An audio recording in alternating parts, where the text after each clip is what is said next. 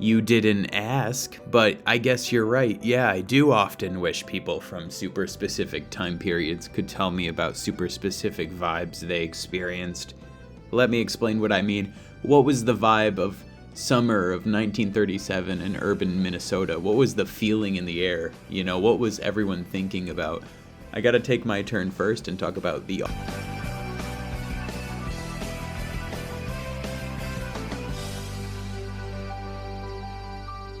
Now I'm as much of a Marxist or whatever as the next guy, so I know that asking for vibes from history is problematic. Smart people would say that we gotta start with the material things we can measure about the time period if we want to learn anything that isn't stupid. Generally speaking, I know I can't really know the vibe of specific historical years or summers or moments because the vibe was probably different to different people and it was a subjective thing that I can't really even define right now. Sure, I might find out that people in urban Minnesota were really gay at the time, leading to what was likely a very gay feeling in the air.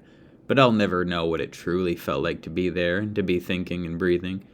To have a snapshot of the music and tastes and smells in the air and the generational feuds, both silly and serious, the local news and the national news and the town gossip and those contemporary experiences and personal grievances one felt their peers shared, and those spots to fish and those favorite old trees in people's yards. But we have the internet now, so I bet that shit's gonna start getting way easier.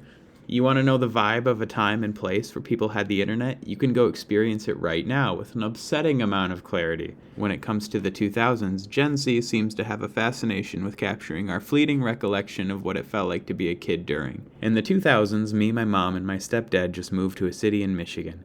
It was my first time really living in a city. I remember rain, snow, lights in the dark and cold, but still exciting, welcoming, hustling and bustling downtown. There were futuristic restaurants and store interiors and polished and shiny little things that I badly wanted to be able to browse. I loved going out with my mom and stepdad. I loved bookstores and outdoor fairs and anything in the city. The touchscreen phone was also becoming widely used and available around this time. I swallowed all the Apple and Samsung propaganda.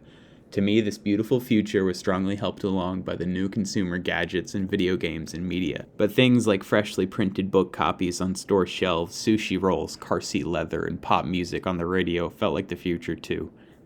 Now that I think about it, we were on the precipice of the information era in earnest. Both personally and in general in the United States, this was a sort of beginning of the end, I guess. Back to the time period, the way I remember it, The Office and The Daily Show and the white and blue colors from those shows meant it was nighttime in our home. My parents were pretty young when they had me, and they were still very young at this time. My mom had probably finished nursing school around this time, maybe just before. Seeing her go to school and marry my stepdad, move us to a new city, and take on new hobbies like video games and use computers and fancy cars made me expect life to move fast and be exciting for me as well. I knew that they worked hard for our family to be able to have things, and I really did dread growing up and needing a job, but I was jealous of their lives too. My parents would meet friends, go to strange and large buildings, and do important tasks. I was very excited to be a young adult when I was little. I didn't then notice or appreciate that to some degree, those were the very things they were often giving up to watch and raise me. They were recent college graduates entering the career phases of their lives, a beginning of the end. The Office is a great television show. Even I, a gooned-up sycophant, can agree with that. As a show, it also seems concerned with capturing its time period, just as shows like King of the Hill kind of do. Period pieces in, like, a modern time is what I'm trying to say, and the concept of photographs. Do you remember when Jim proposed to Pam, that scene in the rain? That's the time period in question to me, too. I did not understand or like this show at the time. I was a booger baby, but it makes me so happy to watch it now and see the time I grew up in and the soul of this scene. Humanity and love remain center in a rainy future, and it should always.